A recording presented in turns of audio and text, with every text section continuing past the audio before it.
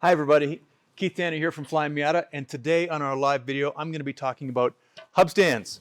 This is a, shall we say, new and improved product? Improved product at a better price point. So I'm going to talk about what they are, how you'd use them, why they might be useful, and how we've managed to take the price down by $250. So good deal.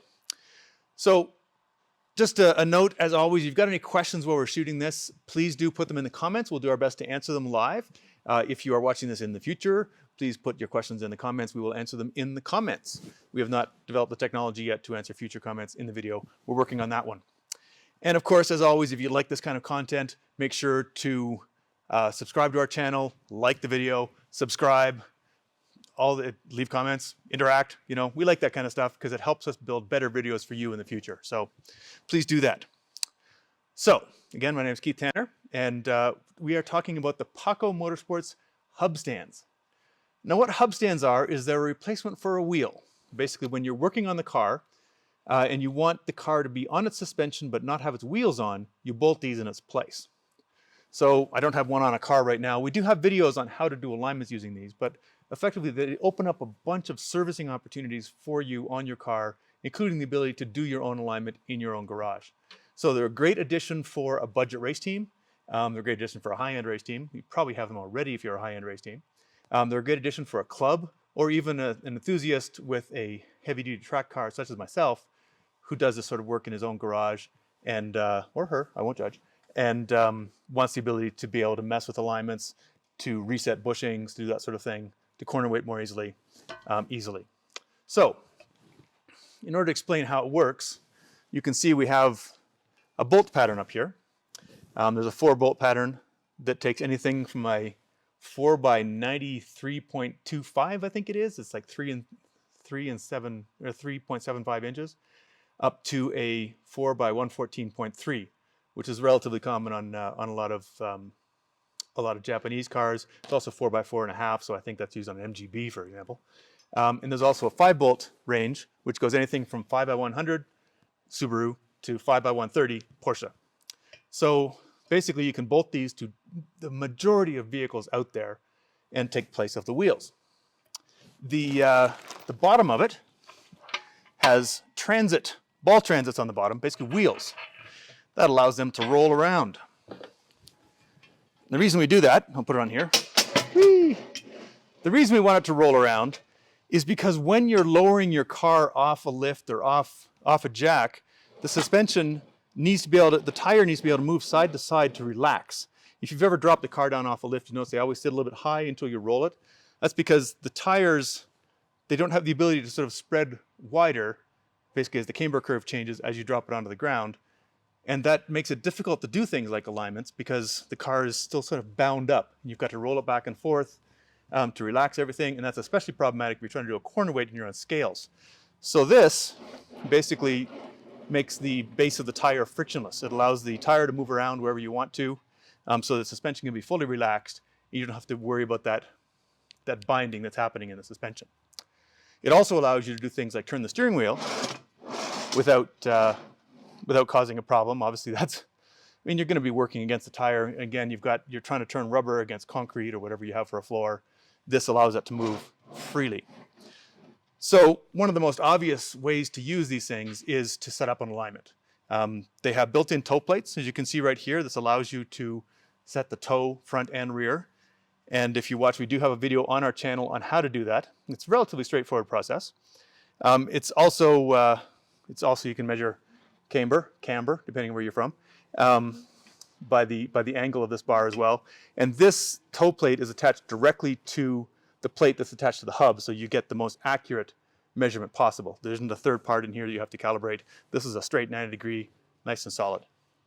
We've also developed a system with this that allows you to set your thrust angle, which is effectively the angle that the car goes down the road. You've all seen a pickup truck with a bent rear axle. It goes down the road like this.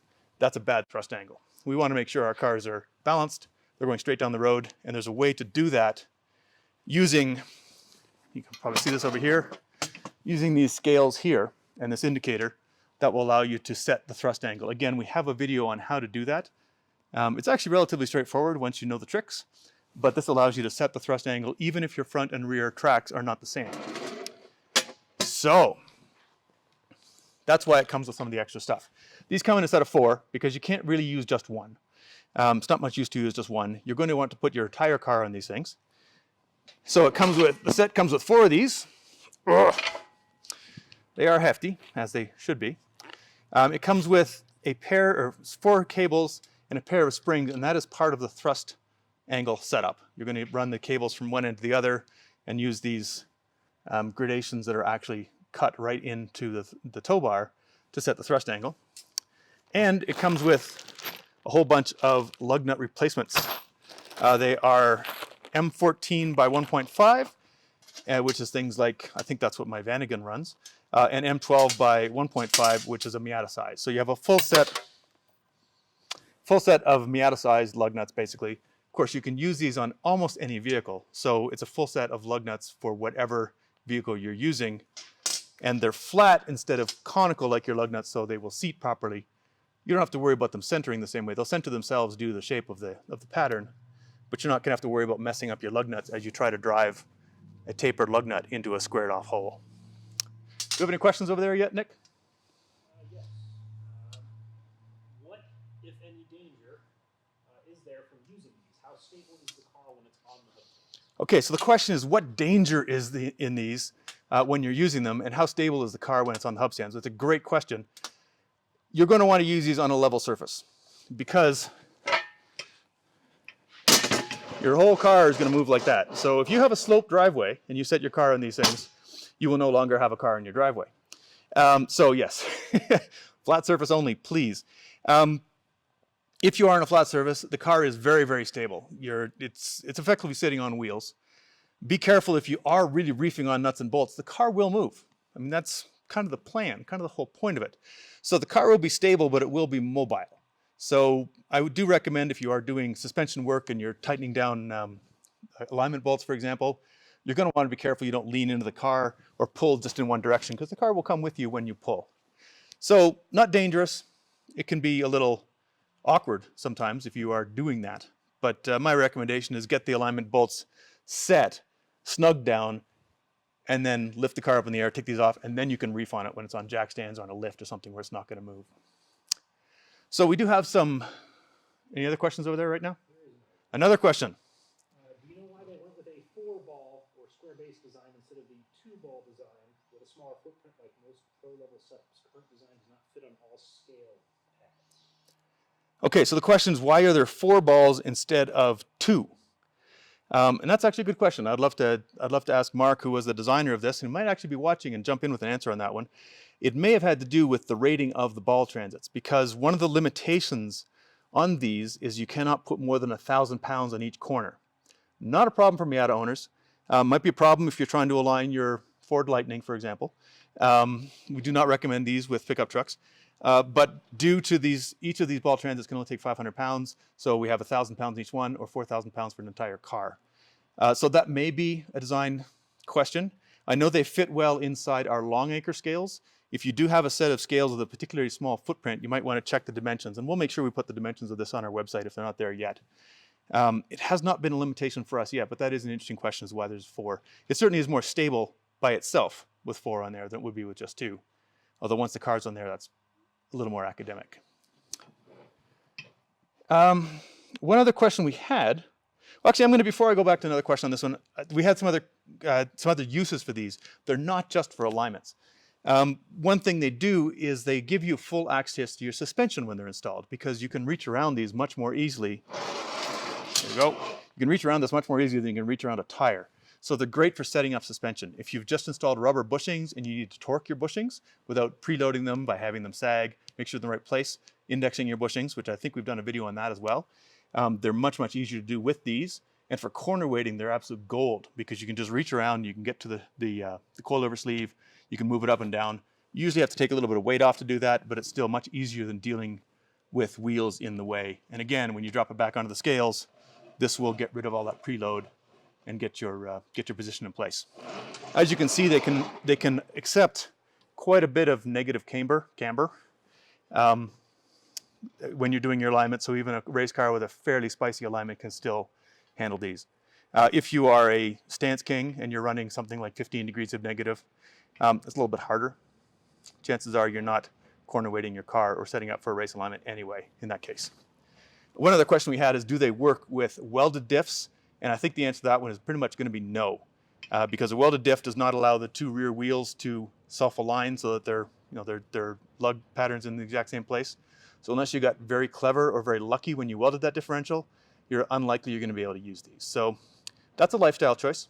I personally am more of a fan of differentials that work like differentials, but to each their own. Ugh. Now we do have some options we sell along with these, some accessories. One of them is this plate that I'm driving it around on.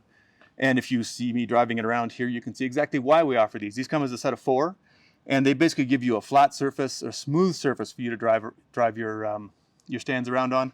On my particular home garage, for example, there's an expansion joint in the concrete right near where the front wheel is, and sometimes the ball transit can get hung up in that as I'm doing things like caster adjustment. So these are a big plus for driving around. They're not a must-have. If you're using scales, you don't really need these. But if you are working on a surface that's not completely smooth and has cracks in it, that sort of thing, these will certainly help quite a bit.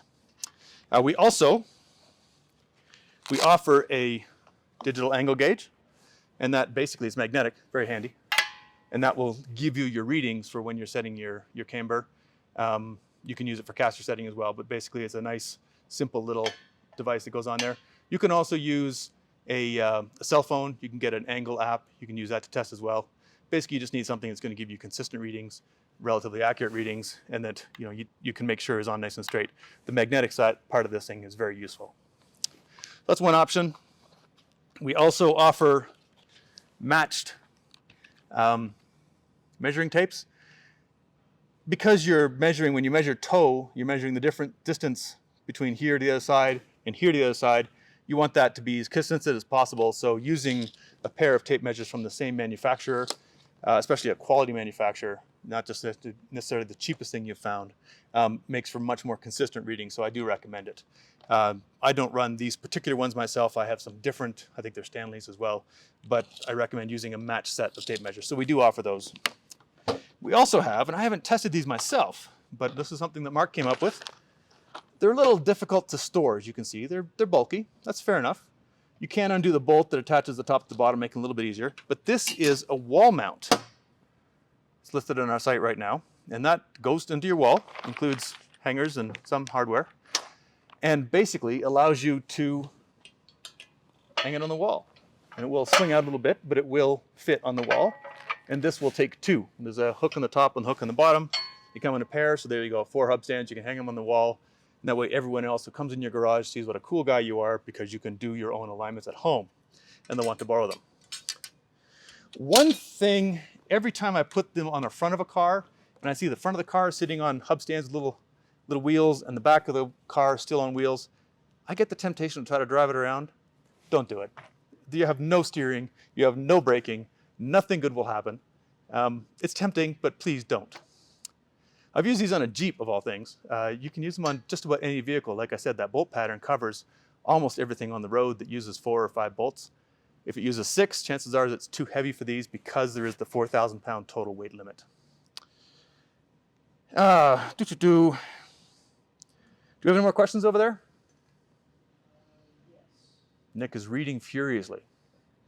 Can you still get a good alignment if your garage floor is cracked and not perfectly level? Okay, the question is, can you still get a good alignment if your garage floor is cracked and perfectly level? That's a good question. That's where something like these plates come in handy. You want it level for one thing. As I mentioned, the car is going to try to go downhill, wherever that is. It will seek the center of the earth. So you want to have it pretty level. And of course, obviously, when you're doing your alignment, you need to have it level as possible.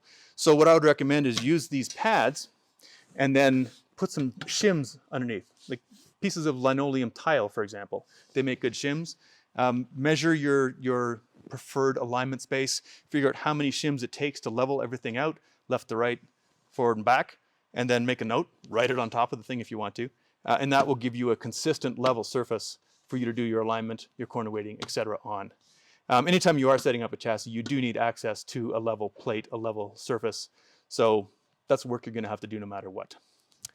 We did have one question about basically the quality of the alignment you can reach with these. And the answer is very, very good, as long as you put the time in to do it right, and you do the care, take the care you need to do it right. Your actual measuring is still extremely accurate, especially on angle. The angle gauge you can get, within 1/10 of a degree, which honestly is about as, unless you've got spherical control arm bearings in there, which last week we talked about that.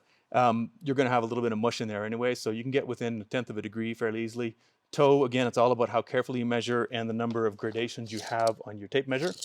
But you can get extremely fine adjustment of the alignments if you take your time. It will take a little time to learn how to do the thrust alignment, just because that's a little bit of back and forth every time you change the toe to get basically you're adjusting rear toe when you're adjusting thrust. You got to make sure that you haven't messed with the camber on the rear. So there's a little bit of back and forth in that. That's the sort of thing where you can still get a great result, but it will take you a little longer simply because you're learning as you go. As you've done a few, you'll get much quicker. No more questions over there? Nope, no more questions. We have answered all the questions about these. So we have these on our shelf right now. As I mentioned at the beginning, we have managed to bring the cost of these down dramatically by working with Market Paco Motorsports. They are now exclusively available through Flyin Miata. We've gone to some of our other manufacturing partners to make sure that the quality is as high as possible. The finish on these things, you can see the powder coat quality is obviously fantastic. Dimensionally, they're extremely accurate. They're all CNC cut, CNC bent, so that you don't have to worry about the accuracy of your tools. There's some clever design touches in how these are put together that make sure that there's no way for this tow bar, for example, to be anything but perfectly square to the actual toe plate, which is important when you're doing tow, or the hub plate. So the great news is they are now available at, I think, the lowest price ever, even though these have been on the market for more than 10 years in one form or another. This is the 5th version of these things. They've gone through a lot of evolution over the years, and this is, in my opinion, having used them all, the easiest one to use, the quickest to set up, and it's definitely the most accurate. There's no setup required in terms of calibration or alignment on it. So I think it's a great piece. I'm really happy we're able to bring this to the market for Miatas and for everyone, and at such and such a price. So do we have any more questions over there, Nick? All right. With no more questions, I think I will call this. Again, if you do have any questions that come to mind watching this in the future, please do put them in the comments. We will answer them in the comments. We always watch what's going on there. It's good feedback from our customers. And it also, I mean, if you have a question, chances are someone else does as well. So you asking it will help us answer it for everyone. So once again, my name is Keith Tanner. If you like this sort of stuff, don't forget to subscribe to our channel and sign up for notifications to make sure you know about new videos. We do at least one new video a week on a live broadcast like this one. And we also do regular instructional videos and interesting videos, build series, that kind of stuff. All sorts of good things to look at on our channel. So again, my name is Keith Tanner. Thanks for watching. We'll see you again soon.